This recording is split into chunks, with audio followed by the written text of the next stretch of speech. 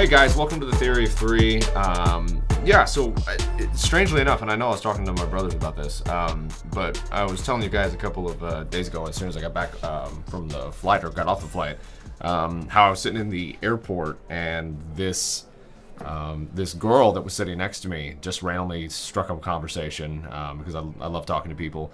And come to find out, she was a makeup artist in the film industry, and she had worked on all kinds of projects. She started throwing out names and stuff that I've always wanted to work with, and it was like, okay, all hail.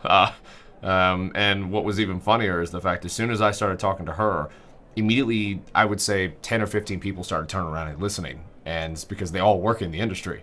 The guy to my right was a car driver. He does nothing but like haul, replica cars and also stunt driver vehicles across the country, and that's literally what he gets paid to do. But it's kind of cool to think about like being in the industry and how much time we've had to engage with people, both intentionally and unintentionally. Being open to conversation or just being a conversationalist is extremely important, because your ability to communicate within the industry is absolutely key. How you present yourself to people is how you get work. It's networking. It's networking 101. If you can't network, you can't work. Yeah, no, it's true. Especially if you're... Yeah. Yeah, no, it's true. It's true. And I thought that was completely funny because, being out in LA, everybody talks about how it's a dream. And believe me, it's beautiful. It's one of the most beautiful places you can absolutely work. I mean, we've worked all over the country. Most of our work has been in Atlanta, Chicago, some in New York, but heavily in this like Midwestern strip. And the flyover states. Yeah, the flyover states. we see the money go from New York to LA, LA to Los Angeles, or wow, I just said Congrats. literally LA, Los Angeles. No. But short flight. Yeah, It's true. super short flight. Yeah. I mean, Atlanta. Yeah. Yeah, but yeah, I mean, it's just really cool being able to go to a city like that and work there, for about a week and experience people in a different way, because living in St. Louis is quite a feat in itself if you try to work in the film industry. But when you go to a place like LA, you get to finally see what people do talk about. It is a place where your dreams do come true, because literally all around you, the same people in the same industry that you want to work in are there, and you get to interact with people on a daily basis. Even just grabbing coffee at Starbucks, you meet people that are working in the industry, carrying cameras around, actors, Instagram models, whatever, influencers for that matter. Yeah. They're all within the entertainment industry. So, But what's interesting is, like, even in a sense of like, we're a part of a ton of Facebook groups, which is amazing for work. But 90% of the time when someone from LA posts a job saying, hey, for instance, hey, I need a sound guy for $550 a day, for a 12-hour day, for $150 for gear, there's bound, and I always check the comments, because there's bound to be someone that works outside of LA that is like, guys, that is a super low rate. And even our sound guy has said the same thing. I've talked about you in the third person, by the way. Yeah, well, I appreciate that. Has said that before. It's like, $650 should be the rate plus whatever your gear rate is, which a lot of people vary on that. But that being said, and then everyone in LA chimes in and says, no, that's a fair rate. And it's oversaturation in LA. It's not just oversaturation, it's people fighting for the same job. And so, of course, you're going to try and You're lowballing. You're lowballing it out as low as you can. And there's people in it doesn't matter in what city you're in. There's people that do it all the time. And if you're trying to get a good day rate, like something that you're worth, you're always going to be fighting the people who are willing to lowball you. And in that sense, the only people that are really going to pay you what you're worth is the people that know you and that know your worth. And that's basically what it is. It's true. I mean, we were dealing with that less than a month ago. We had a project that we were, booking to work with. And, the company, worked out of LA. And the LA prices were absolutely shocking, because they were, trying to hire crew here for the same price they were hiring out there in LA. Excuse me, wait a minute. They were hiring feature film rates. And, I just, in the end of the day, we were fighting for our crew rates. No, and it's just kind of a bizarre thought that LA is the the land of dreams, so the place where you can consistently get work, but definitely lower. Well, lower that day rates. consistency varies on who you are. Yeah, it's true. You know, again, like it comes back to what we were talking about earlier. It's about who you are or who you know, not what you know. Yeah, there's a lot of people that we know that moved out to LA that live there full time and they become baristas. Yeah, And nothing against I absolutely love people that make coffee. I absolutely do. No shots fired. There's nothing wrong with it. But there is like a sense of like urgency, I guess, once you get out there. I mean, good God, there was an apartment listing that we started looking up apartments while we were out there just for the fun of it. Yeah. And there was a 1-bedroom apartment right down in, God, it was like it was near West Hollywood. But it was $1,700 for a 493 square foot room. Jesus. 1,700? Yeah. That's as big as our studio right now that we're working in right now. Yeah. Like, I know of bathrooms that are that. larger than that. That's insane to me. And 1,700. I mean, it was like bare bones, too. There was images of it. There was, like, nothing in the room. It's like a square room with a fridge and a countertop in the corner. And that's legitimately it. You could almost buy that real estate with that number. Yeah. For that square space. And it's crazy, too. Because, like, here in St. Louis, and I was talking to the guys out there, and they were tripping. They didn't want to hear about the prices because it made them that upset. You know, I was telling them that, I could get a 3-bedroom, like condo suite with like top end luxury for like $1,600. Yeah. Well, and that's the thing is like, if, even in St. Louis, if you're paying $2,300 or something like that a month for an apartment, which that's still low. How many days a month do you have to work, to actually pay it? Plus, but for us, if, if we're living out, we live outside a little bit out of St. Louis, so the rent out here isn't much, and if I got to go to LA for a week, then I'll just fly out there for like 100 and something bucks or whatever. Mm-hmm. I think $300 was the flight, or even a little more. $300-$400. Yeah, and save that little money, go out there, stay with a friend that's out there that has a house or something like that, and wham, bam, damn, done. Wham, bam, thank you, man. Yeah, fly back. I was gonna say that. Wow. But that, I mean, like, and you're saving a ton of money without without the and the pollution out there is just so the pollution, so the air is really nice when you go up in the mountains. Down to the city, you can, it's kind of like, and I think you know what I'm talking about. When we were in New York, there's this like it's like, just heavier. It's heavy. Well, and it doesn't IHG was it like always 41 kinda, in the city, and it out stinks. here it's like 36. I don't know how to describe it other than that. It's like going into a refrigerator. Yeah. And that musty smell you smell everywhere. It's it's not mold. It's just like your grandpa. It's like your grandparents' basement. There's like a. It's like your grandparents' basement or your grandparents' like old 1981 Mercury that he'd smoked in for a long time. Yeah, and there's just like there's more oxygen. There's less oxygen and more like crap in the air than anything. Yeah, and I feel like in some sense like that's kind of one of the reasons why. There's, I guess, the distinguish between like one of the reasons why people go out into the country, like why we love living out in the country, is the clean air, and also to do what the hell ever we want, without our neighbors seeing us. Lower taxes, it's just pretty much better everything. Yeah, let's not get into taxes. Jeez. But yeah, so some crazy stuff. But yeah, moving on from work though. Have we talked about this for 10 minutes? Guys, I just to let you know, like, we try to stay on a cut structure. None of us set a timer on this, so... Oh, you did. No. It's only 8 minutes. What else do we got to talk about? Oh, rebranding. We were going to talk about rebranding. Oh, yeah, that's right. Well, some of the sense, like... So right now, we're distilling... Like, we've been looking at our website. Like, one of the jokes that we have running is that we rebrand every 6 months, which I feel like... Before, it was even more than that. It was every 2 weeks. Well, I feel like in some sense, and it's more of a running joke, is like our way of looking at it is that we work for 3 or 4 months, and then we're like, well, 90% of our jobs, we just keep distilling down to what we want to do individually. We know what we want to do, but then we kind of would go and it's like, well, maybe we can offer this, maybe we can offer that, maybe we can do this. How do we make the process easier and more efficient for the person coming to our website to understand who we are and what we do? It's also beta testing. I mean, because what we're doing essentially is creating a personification of what the company wants to do. We have a general idea of what that is. We promote that to people, and then after 6 months, we sit down and go, okay, so what HR, worked and what didn't. Like what's the damage control? Yeah. How did it come across to people, and what were the biggest complaints? You know, and I think the main thing that people get that come away with is like, we've known people for 2 years, and they're like, do you guys still do client? You guys do client work, direct to client work? It's like, Okay, guys, go back to the drawing board. What are we doing wrong? And again, like we're definitely no experts. Like we've built our whole website ourselves. Everything on our website is something that we've said or we've written, and we are absolutely nowhere near saying that we're experts at trying to convey what exactly we do. None of us went to school for copy, so yeah, you know.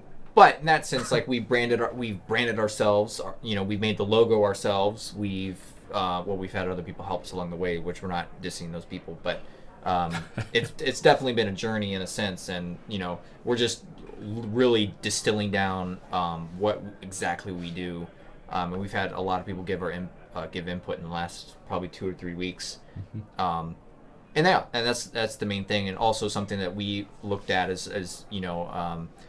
Who we work for and what we work for and the level of quality that we want to hit and where we want to start playing at, which we are really playing at that level, but we want to hit higher, and you know, so yeah, that's one of the things that we've been working on this week, which again, like this might change, but for this episode we record these things on Tuesday, so you know, we got the rest of the week, you know, to screw up and make decisions and then come back yes again. Yep. So and the whole reason why we're looking at, you know, our brand and the direction that we're going and just kind of shifting focus a little bit is we're updating our website and updating content and updating just the whole face of the company, and it just comes as a package deal. Yeah. And so I'd probably say in the next month and a half we'll have you know, yeah, we'll have some new content up on the website, and that's one of the big pushes is just getting new content up yeah, on the website. I have to say something about this. So one of our, the message I just got just cracked me up. One of the guys, maybe it's just a misspell, but one of the guys that we're talking to that we're going to be shooting for in a couple weeks says, "Hey Charles, thanks for the suggestion." And I messaged him on Facebook, and my name's Curtis. And I'm like, okay, what do you mean by maybe? I guess the Ron Swanson. Yeah. Hey. Thank you, Charles. Yeah, it's the Ron Swanson thing where he misspells my name to tell me that I actually don't care. He doesn't really care. Thanks, Dave. Oh, man. Good God. Wow. Anyway, what were you talking about? You were going to mention Endgame? No, I was going to start talking about the Missouri bill for tax incentive. So yeah, anybody that doesn't know, we live in St. Louis, we live in Missouri, STL, if that doesn't come across. Yeah, so that we're Midwest boys, that is for sure. I mean, the city of KC has a film incentive. Well, we're talking about something that hasn't been here since the 1990s? No, actually, 2013 is when it ended. Hopefully, so it's like a 6-year period. So it stopped when we started. Right? pretty much. Yeah. That's basically what that means. Yeah. So the basic overview of this for those that aren't from Missouri, and for those that have no idea what we're talking about, back before 2013, which would have been between 2004 to 2013, there were several things that were filmed here in St. Louis, specifically naming like George Clooney's like Up in the Air, and like Ben Affleck, of course, was in Gone Girl, and they shot that in southeast Missouri. But all of that being said, those were the last larger projects that happened right before 2013. 2013 comes around and the tax incentive falls off and it was never renewed. And I think it's a 6-year window. Every 6 years, the state has to renew. Yeah. But basically, what that did for Missouri, though, is really kill a lot of the momentum that happened. Because with Gone Girl, it was actually like a big deal. Larger studio that shot a film that did extremely well. Well, Ben Affleck and then there were talks with all kinds of studios that wanted to shoot here more. There was even talks of opening up a studio in St. Louis, which would have been great for the market. But then it just completely canceled. Well, the conversation went like, guys, do we really want to make money and screw over the film? And everyone raised their hands like, yes. Yeah. And we were like, okay, great. Yeah. It was like Illinois where, well, it's not like Illinois, but Illinois was the same way where they got film incentive and then it boomed in Chicago and then everybody left Chicago and moved to LA and then... Well, it's still booming in Chicago. There's a lot of TV shooters now that are shooting in Chicago, Chicago Fire, Chicago PD. Yeah, there still is. Like, But yeah, I mean, namely one of the major things that has been presented, which there is a bill that went through the House, is now under the Senate, that one of the key aspects was specifically about the Netflix show Ozark. Now it's completely based out of the Ozarks here in the Missouri area. The whole film is actually all of the exterior and landscape shots were shot in the Ozarks. I think they did like a week worth of shooting. Yeah, like, they did. They had like 17 or 15 to 17 crew show up for that. Yeah, it was like just aerial stuff from what I remember. Yeah, but in an interview with the unit director, she specifically spoke about how it was way too expensive to shoot here. Well, yeah. And the cheapest thing they could do is just get a small crew up here and shoot with, for a week.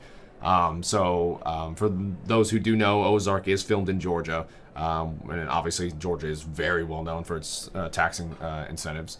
But basically, the bill that's been presented, which is by Kathy Swan, she is basically pushing for the bill, which is going to offer a program which is like $4.5 million a year, which is obviously low. There is let me see if I can find her name. Steph Scuffingham, I think is how you say her name. I probably pronounced that wrong. She's the. Forgive me if you listen to this podcast. Yeah, don't go off of language and or just pronunciation. She's the Kansas Film Commissioner, Kansas City Film Commissioner, and she even said that Netflix can go through like 5 to 7 million per episode on something like Ozarks when it comes for just the film incentive. Wait, She's you saying mean per season? Yeah. No. Dude, per episode. Dude, HBO doesn't even do. That was one of the highest paid TV series ever made. They were doing 1 million per episode. 1 million per episode in budget, but the incentive side per episode is what they're talking about. Which, for some reason, I do agree with you. That does seem a little odd. I mean, that's even on the Springfield News Leader. That's what they wrote. It was like 5 to 7 million per episode. Netflix is different from what HBO does. Yeah, It's so been like, a while since I've watched HBO. I don't know what that really means. Yeah, it does say 5 to 7 million per episode. The point is like 4.5 million as a tax incentive for an entire year. That's actually really small. I mean, Atlanta's doing like 2 to 3 billion. So it's kind of difficult to like look at that and be like, oh, well, that's a great, that's not the greatest, but it is a good starting point. And it would allow, the Missouri tax incentive for film to be somewhere right at 20%. But yeah, so when it comes to like our state specifically, this is like a very hot topic right now in the film community because there's several thousand people that work in it here. I mean, it's nothing like Atlanta, or Chicago.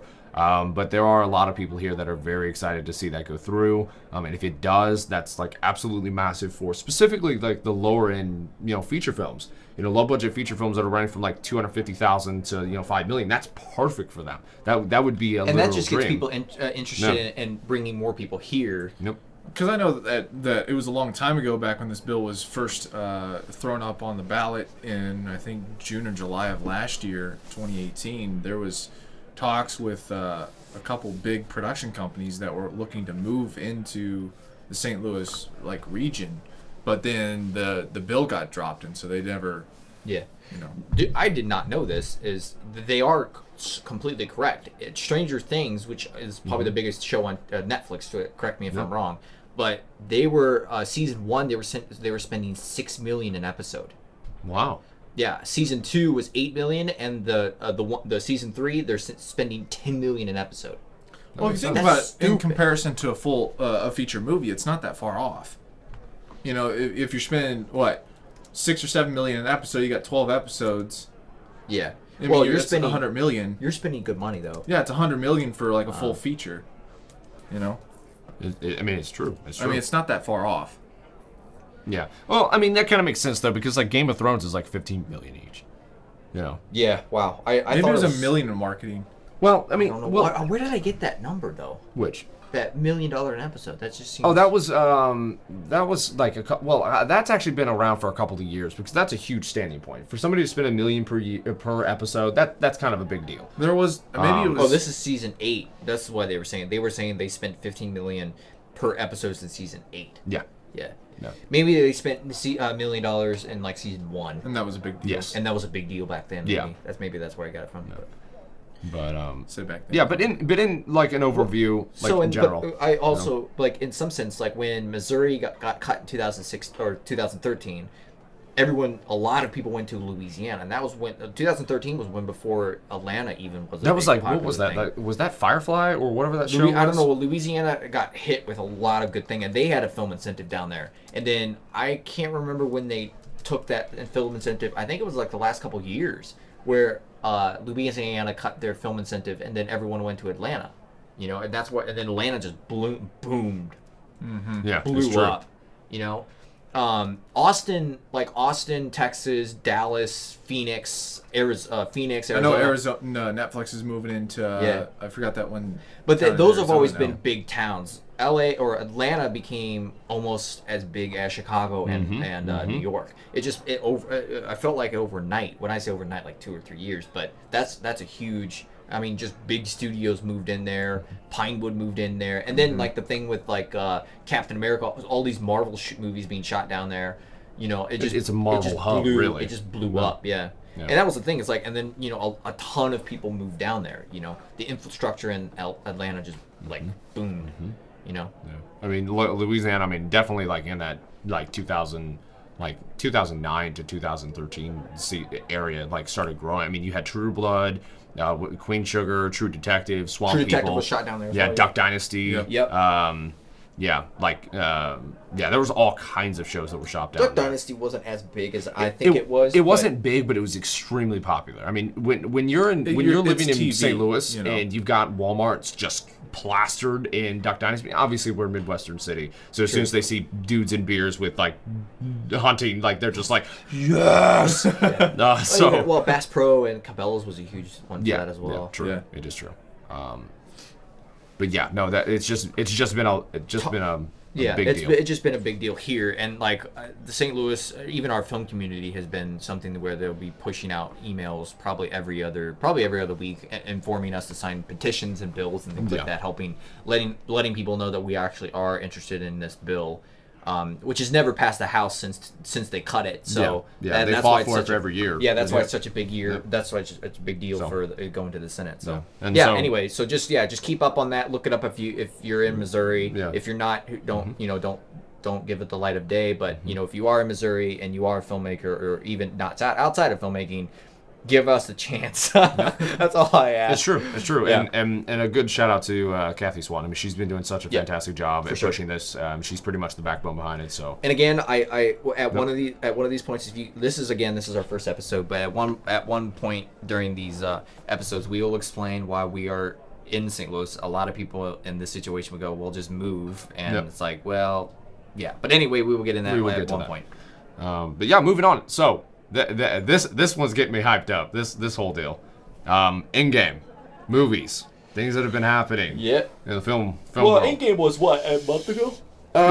Wait, no, it was May. It was May. No, April. Was it April? Was April. Yeah, it was God. April 20. Like the last week of April. Yeah, it's 28th or 27th. April 27th. Jesus. We don't so have to far talk. We don't have to really talk about the release date. It's more about what's happening in Endgame and period. That was a big deal. Like That's a huge deal. I mean, about the budget. And actually blowing. The If you budget, haven't how much watched money it, it made. spoilers. Yeah. Prepare for spoilers. But yeah, no, it's crazy. They just this week, they broke the record that Avatar has held for years. 2.68 or 2.63. Not talking about what Avatar's made overall. Yeah, Avatar still will hold the largest overall. Like when it went from box office to DVD, like it absolutely destroyed. It's way up there. Yeah. But we're talking specifically just in the box office. Yeah. Endgame is wild, and I know like everybody's talked about it. Everybody's talking about Endgame, but I honestly think like specifically for us. I mean, we're all under 30. I mean, we were all born in the 90s. We grew up with I mean, when Tony Stark's character came out with Robert Downey Jr. 2008. In 2008, like that was such an iconic. I recently watched that film again just for nostalgia's sake, and it's absolutely insane to just imagine that they took such a risk, back then, putting all the company's studio into it with him. Yeah, with him. And in some sense, like, they also, in 2008, booted the Hulk movie, which totally flopped. Yeah. And that was one of the things that... Was that a connection? I think that was a Sony thing, though. No, it was like look it up. Was it Marvel? No, It was Marvel. That was the thing, is they booted Hulk at the same time, and... Did they do an 08 and 010 and a 2013? They did an 08 version of him. I feel like there was a one before the 08 version. Yeah. There was like a 2006. version. Oh, it's produced by Marvel Studios and distributed by Universal. That's what I keep thinking. But yeah. what other Hulk? There's not the Incredible. There's the Incredible Hulk, and then they had the what do you call it? I mean, there was an older version, the one that came before. But the Incredible Hulk was what was produced, and it was kind of received roughly, and then it kind of did okay. I mean, I don't know. It still flopped in. I mean, it's not like it didn't make 263 million. Yeah, I mean, it did make money, but it wasn't money compared to Iron Man. Iron Man blew up. Because it's just the way it was received too. It was fantastic. And with Marvel doing that, I mean, I can honestly say, I mean, like I'm 24 and I've grown up with Marvel. Every other year or every year now, it's like multiple times a year. Marvel's releasing films, and it's pretty much like my Star Wars, because that's what I grew up with. Because Star Wars is dead. Yeah, Star Wars is dead. We won't get into that, but Star Wars is dead. No, but it's just been an incredible journey to watch that happen. It's just, considering the fact that they just broke the world record for think about that. Out of all the movies in the world, they now hold the highest, return. Everybody in the wants box to office. Everybody wants to watch movies that... Because people aspire to be something that they're not, and superheroes are something that mostly everybody can aspire to become, and so everybody's gonna watch it. It's just common nature. Yeah, but to an extent, I feel like in some again, a lot of people knew that this was going to be the biggest film that they've ever made because it's called Endgame. It's like the last film of this series, which is these last 22 films have been the Infinity series, Infinity Saga, yeah. And so it was a compilation, and then you had people that were giving it so good ratings that people were like, oh, maybe I'll go give it a chance. Because I mean, again, honestly, I really didn't particularly like Ant-Man and the Wasp. I liked the concept, but there was just something lacking with it. And then again, this is how memorable it is. What was the name of it? What? Captain Marvel. Captain Marvel. Captain Marvel. I didn't even. I didn't go see Captain Marvel, and I actually didn't go see. Has any of us even gone to see? I've never seen Captain Marvel. I watched Captain Marvel at 8x speed, and it was horrific even for the matter of 14 minutes that I watched it.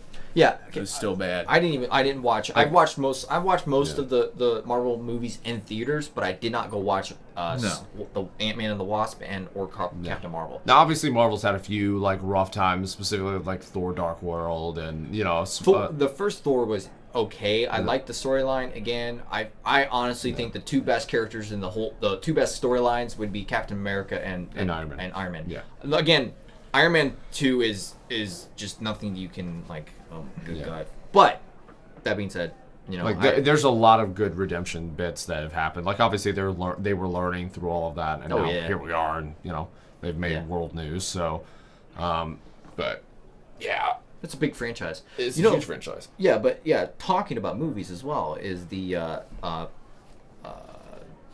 John Wick True Detective. Well, True Detective season 3 is coming out. Oh, that's right. It did come out. I haven't even watched it, which I want to. Who's in it? I don't know. I mean, if what's his name isn't in it?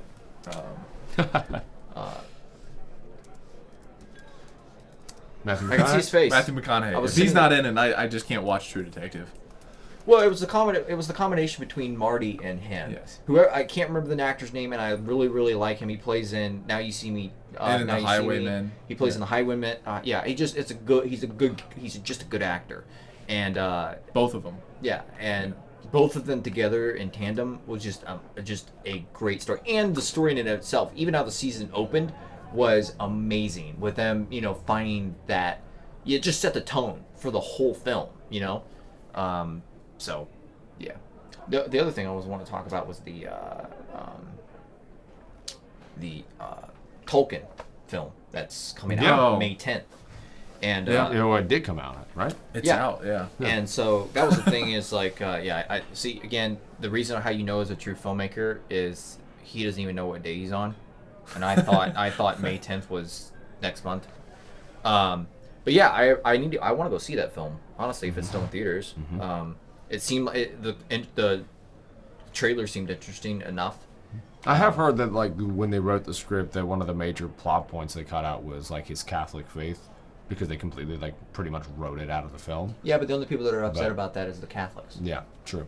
It's You know? just like okay. It's a small majority of the people. The same reason if they cut out a huge section of whatever out of the film, the people that are usually being cut out are the people that are angry.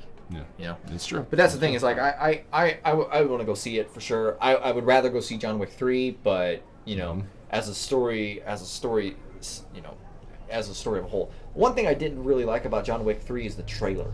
It just felt like it was a slash and gun movie. That's all it was. Let's not get into that because the trailer uses sound effect beats along with the dialogue, and it's kind of this like it almost sounds like it's being released during Christmas. Yeah. Because you might as well just put some jingle bells to it for some reason. It just. But one of the things that I've read the reviews about it is like there's a lot more story involved, and there's a lot more backstory behind John Wick. And I'm like, okay, I'll be good with that. I think it'd be a good movie to go see. I just don't know about like, how that ended. I just watched his recent film, Replicas. Yeah.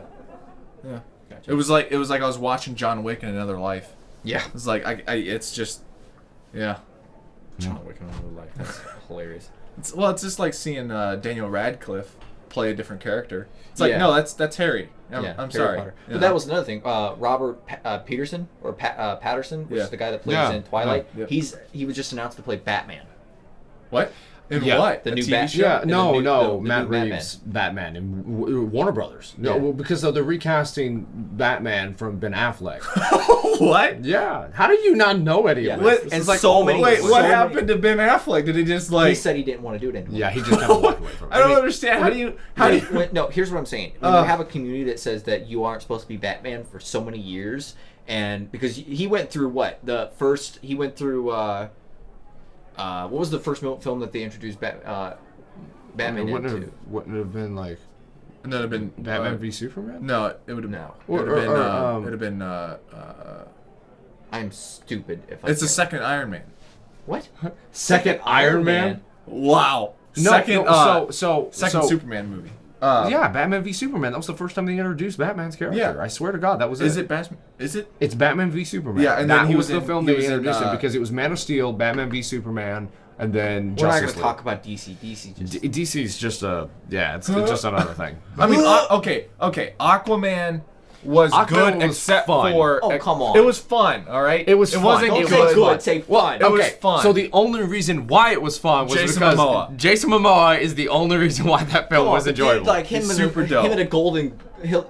It just seemed this. I know, it just he's a seemed golden- so I mean, obviously stupid. he's completely walked away The- from his Dothraki background, and that's Which like, again, we're not. Yeah. yeah, you can't even get close to that. Yeah. But the point is, like, I mean, honestly, I think that's the only reason why I went and saw it. I wanted him to pull. I wanted him to melt this trident and pour it over the guy's head, like he did in Game of Thrones. Yeah. And like just pour the gold over the guy's head, and just let it solidly hit the ground. Dunk. Dunk. Yep. Yeah, and then it would have been over. It would have been absolutely over. there were so many points in that movie that were cringe, but it was just fun. Like that's it. That's all you can say about it. It was fun. Yeah, but you can't say good. Don't say good No, it when was something's fun. fun. But this is like, It's like finding Dory. It's fun. You know. Dory's not fun. It's stupid. But There's yeah, good no. memes. Back to John Wick Good though. John Wick memes. 3. What's it? Parabellum, I think is how you say it. This is Lionsgate's like. It has been a long time that Lionsgate has had this big of an opening. 92 million global in the first day. That's huge because the only there's I think it's like 5th or 6th in the largest one that Lionsgate's history. So for a film that started out years ago that had is Lionsgate owned by Disney? What isn't owned by Disney is what I'm saying. Maybe we should start. No. Maybe we should include what's not owned by Disney. not even close. Because Not yet. Fox, Not Fox, yet. Not Fox yet. is owned by Disney. Hulu was just bought by Disney. Yep, Hulu. They did buy Hulu. That's crazy. Jesus. Stupid. Stupid.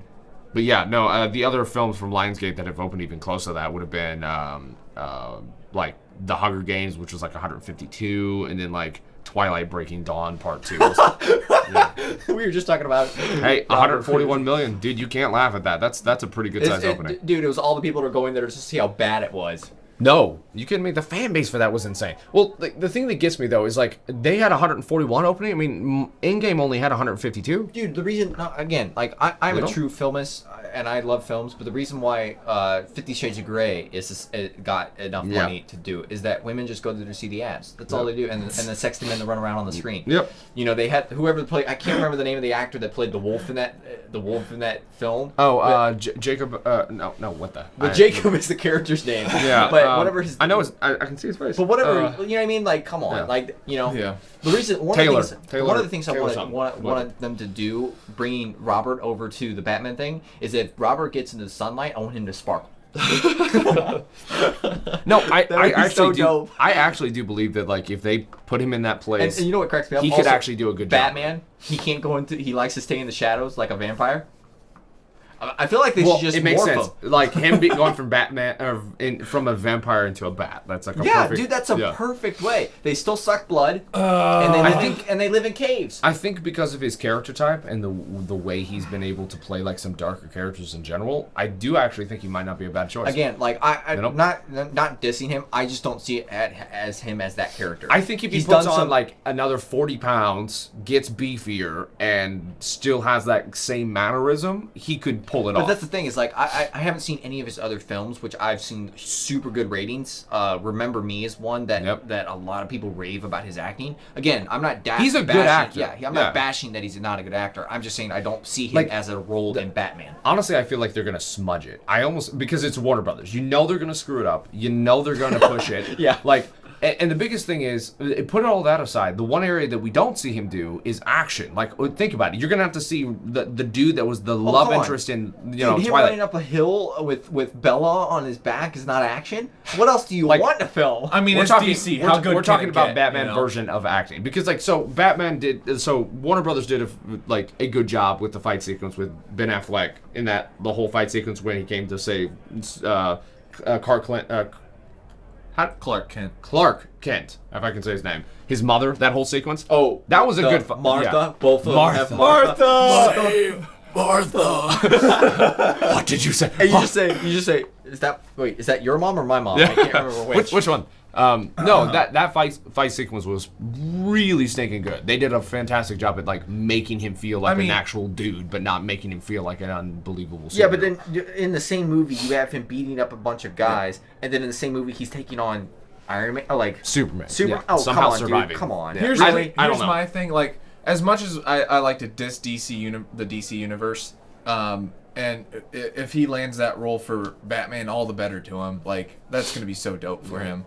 And he sticks with it. Yeah. Well, the actors get paid whether the film makes good money or not. I mean, it's still gonna make money. Like, I don't care if you look at any DC movie, you're gonna make money. Like, you're still gonna have like a 2.1 or 2.3 if it goes like 87% of the box office. You're gonna be just fine.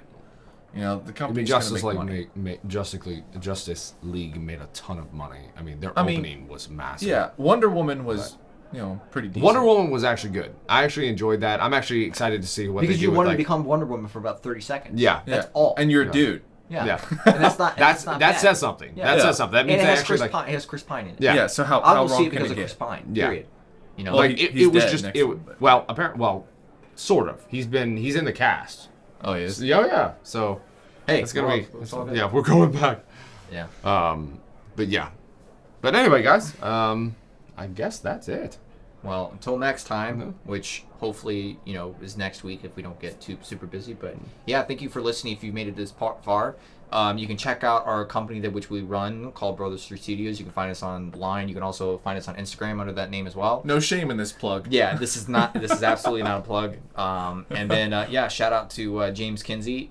He's he'll love that we put his Instagram handle in this as well. But yeah, you can follow him on Instagram as well at James Kinsey. J.A. Kinsey. James. No, it's not. It's the. We're not even plugging him correctly. What's the A stand for is my question. It's always James A. I thought it was just... It might be. It might be. So if you want to follow James Kinsey, his handle is _James Andrew. Do it. Yeah, do it. Yeah, and at some point we're gonna get guests on this show, just so that everyone kind of understands what we do. it's just the three of us talking, but I guarantee you at one point we're going to have James on. We're going to have a couple of our directors on. We're going to talk about film. We're going to talk about a ton of things. So, yeah, stay tuned. And if you like it, hit the thumbs up on Spotify and iTunes. And, yeah, check us out on Anchor, which is where we're posting this piece, or this podcast, I should say. But, yeah, thank you for listening, and we'll catch you next time.